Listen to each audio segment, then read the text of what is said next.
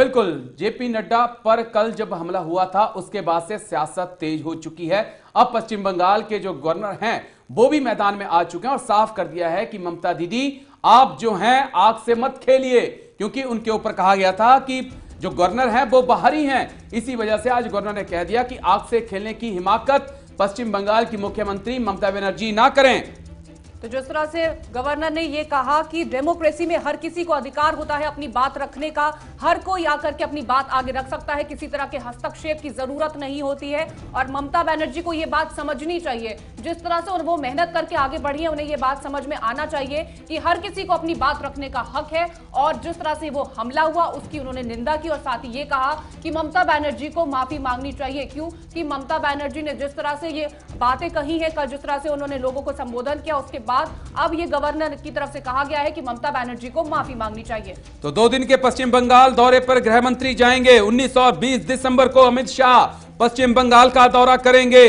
राज्यपाल की रिपोर्ट में कई अहम बातें भी शामिल हैं। आपको बता दें, कार्यक्रम की पुलिस को पहले से सूचना थी, ये इस रिपोर्ट में कहा गया है। बीजेपी अध्यक्ष की सुरक्षा के पूरे इंतजाम नहीं थे, सुरक्षा प्रोटोकॉल का सख्ती से पालन नहीं किया गया। जो रिपोर्ट सौंपी गई है उसमें ये चीजें कही गई हैं। तो बड़ी खबर आपको दिखा रहे हैं, पश्चिम बंगाल का जो सियासी माहौल है वो गर्मा चुका है। ममता बनर्जी को ऐसे लग रहा है कि जैसे हैदराबाद में बीजेपी ने जो है किले में सेंध लगाई है ओवैसी की, कहीं अगला नंबर ममता बनर्जी का तो नहीं है।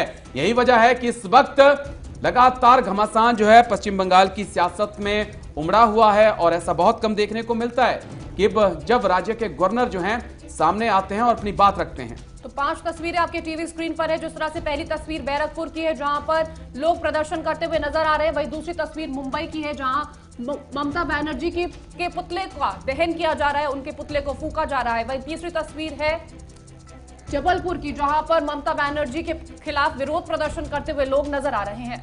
तो दुर्गापुर की भी तस्वीर हम आपको दिखा रहे हैं, पश्चिम बंगाल के आसनसोल की तस्वीर भी हम आपको दिखा रहे हैं। दुर्गापुर, आसनसोल, बैरकपुर, ये तमाम जगह जो है पश्चिम बंगाल की हैं जहां पर बीजेपी कार्यकर्ताओं ने ममता बनर्जी का विरोध किया है।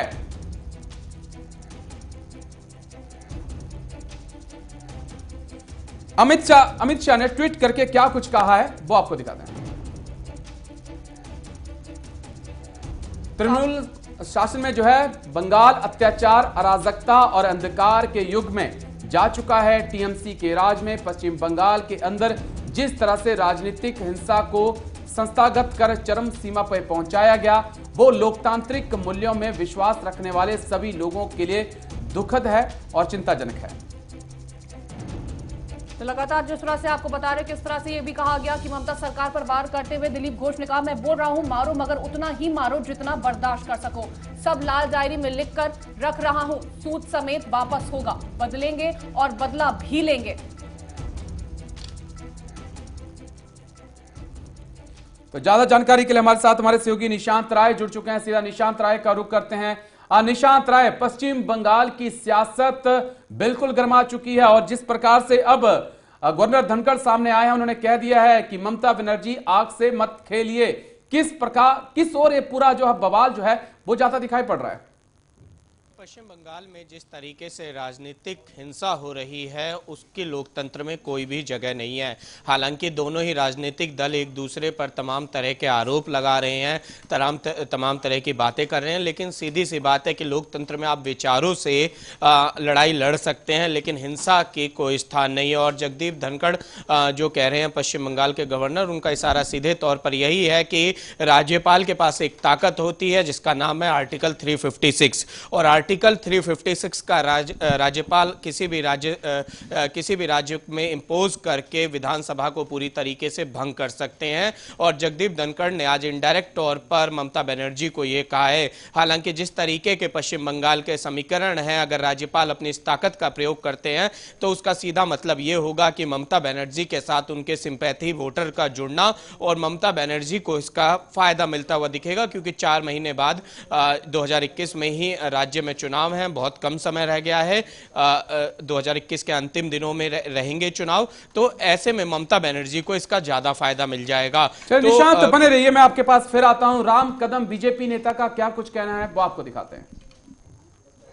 पश्चिम बंगाल में रामकृष्ण परमहंस स्वामी विवेकानंद इन्होंने जन्म लेकर के उस भूमि का नाम पूरे विश्व में उजागर किया, पर उसी भूमि को बदनाम करने का षड्यंत्र दुस्साहस ममता बनर्जी कर रही है। दिन दहाड़े लोकतंत्र का गला घोटा जा रहा है। जब इंसान के पास सवालों का जवाब नहीं होता तब हाथों में पत्थर आते हैं। तो ममता जी के गुंडों के हाथों में पत्थर इस कारण है क्योंकि वो भय है, उनकी बौखलाहट है। तो इससे समूचा देश का बंगाली समाज क्रोधित है।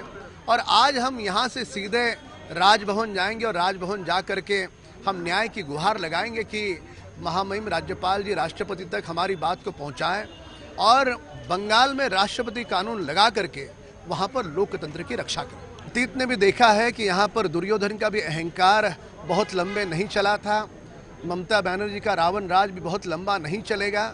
लोकतंत्र में जब तुम्हें सवालों का जवाब नहीं मिलता तब इस प्रकार के वाणी का उपयोग किया जाता है। ममता जी से इतना ही कहेंगे, हिम्मत है तो वे सवालों का जवाब दे। गुंडागर्दी करके चुनाव जीते नहीं जाते। इस प्रकार से मैदान जीतने का उनका दुस्साहस उनको महंगा पड़ेगा। तो लगातार जिस तरह से हमारे साथी निशांत राय हमारे साथ जुड़े हुए। निशांत, जानकारी दीजिएगा, जिस तरह से सियासत गर्म हो गई, अब कहा जा रहा है कि आने वाले दिनों में बात करें 19 और 20 दिसंबर की तो गृह मंत्री अमित शाह भी वहां जाएंगे। आगे आने वाली तस्वीर और कितनी भयानक हो सकती है, क्योंकि जिस तरह से सियासत कल देखने को मिली है उसके बाद अब आगे की सियासत किस तरह की होगी? देखिए, ममता पश्चिम बंगाल की अगर बात की जाए तो वहां राजनीतिक हत्याएं जो है वो नई बात नहीं है और लगातार नक्सलवाड़ी आंदोलन के बाद से वो हत्याएं होती रही हैं। खासकर अगर अभी की बात करें तो बीजेपी और टीएमसी में तकरार सीधे तौर पर देखी जा रही है और इस तकरार का सीधा मतलब यही है कि बीजेपी अब वहां विपक्ष की पार्टी तो बन चुकी है और जिस तरीके से बीजेपी लगातार ममता सरकार को घेर रही है उसका सीधा मतलब यही है कि विधानसभा चुनाव की तैयारियां उतनी तेजी से शुरू हो चुकी हैं।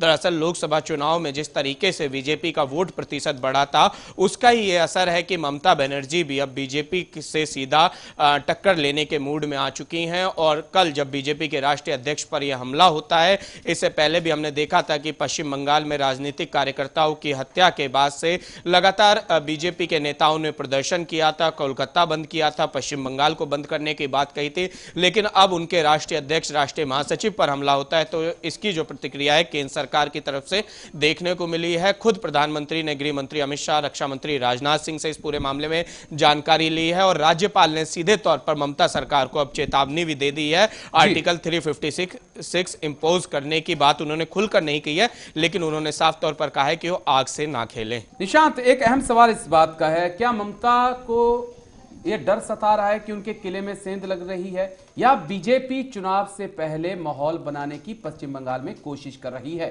क्योंकि दोनों ही तस्वीरें इसमें दिखाई पड़ रही हैं।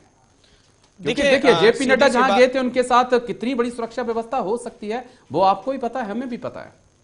देखिए, मामला लॉ एंड ऑर्डर का है और सीधी सी बात है कि लॉ एंड ऑर्डर जो होता है वो स्टेट गवर्नमेंट के हाथ में होता है। अगर इसके पीछे कोई साजिश है तो जाहिर सी बात है कि ममता बनर्जी की वहाँ पुलिस है और पुलिस उन्हीं के अधीन काम करती है और जिस तरीके से विजुअल भी सामने आए हैं जिन्होंने पत्थरबाजी की है उनके हाथ में टीएमसी के झंडे भी थे। तो ऐसे में वहाँ पर सरकार जाँच कर सकती है कि आखिर वो कौन लोग थे। चूंकि वहाँ पर बड़ी संख्या में पुलिसकर्मी थे तो उनको पकड़ा जाए, उनका किस पार्टी से संबंध है, ये सारी चीजें जांच का विषय है। लेकिन एक बात सीधी है कि बीजेपी के राष्ट्रीय अध्यक्ष के ऊपर पत्थर फेंके गए और बीजेपी इस पूरे मामले में चूकना नहीं चाहती है ममता सरकार को घेरने में। लेकिन एक अहम चीज और भी है, जो विजुअल हम देख रहे थे और उसमें साफ दिखाई पड़ रहा था कि पुलिस वहां पे मौजूद थी और 1-2 की संख्या में नहीं, भारी मात्रा में पुलिस तैनात थी और हाथ पीछे बांध के चुपचाप खड़ी तमाशा देख रही थी। वो ये चीजें दिखा रहा था कि जो कुछ हो रहा था वो कहीं ना कहीं सरकार की शय पे हो रहा था। बिल्कुल, अब यही सवाल है कि वहां पर पैरामिलिट्री फोर्सेस के भी जवान थे, कोलकाता बंगाल पुलिस भी थी, उसके बावजूद अगर ऐसी हरकत होती है तो ये शर्मनाक है और लोकतंत्र में हिंसा की कोई भी जगह नहीं है। राजनीतिक लड़ाइयां विचारधाराओं से लड़ी जाती हैं, जनता आपकी विचारधारा पसंद करे या ना करे ये जनता की मर्जी है, लेकिन अगर आप हिंसा करते हैं तो सीधे तौर पर आप लोकतंत्र को खतरे में डाल रहे हैं और भारत जैसे लोकतांत्रिक देश में इसके लिए कोई जगह नहीं। चलिए, बहुत बहुत शुक्रिया निशांत आपका हमारे साथ जुड़ने के लिए।